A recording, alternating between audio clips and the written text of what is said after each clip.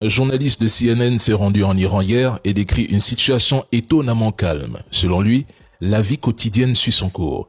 Les habitants vaquent à leurs occupations, les boutiques et les cafés sont ouverts, les voitures circulent normalement et la population est dans les rues. Il précise qu'il n'y a pas de panique visible en Iran. Pas de file d'attente aux stations-service et aucune pénurie de nourriture, même si la sécurité a été renforcée. Le journaliste explique avoir traversé la frontière iranienne avec son équipe le 5 mars après avoir obtenu un visa délivré par le gouvernement iranien. Ils sont ensuite arrivés à Téhéran afin de couvrir le conflit. Il s'agit de la première équipe d'une chaîne de télévision américaine à entrer dans le pays depuis le début de cette agression.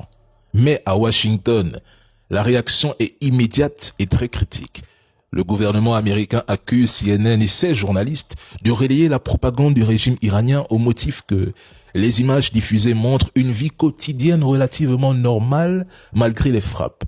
Selon les autorités américaines, ce type de reportage pourrait minimiser l'impact réel des bombardements et donner l'impression que l'Iran tient toujours debout. Et là, on atteint un niveau assez incroyable.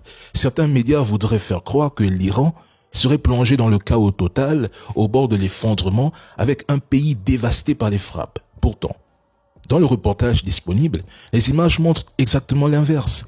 Une capitale active, des commerces ouverts, une bonne partie de la population qui soutient le régime et qui continue de vivre malgré le contexte de guerre.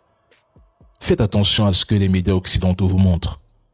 Dans une grande partie de la presse française, la couverture du conflit est presque systématiquement présentée sous un angle défavorable à l'Iran.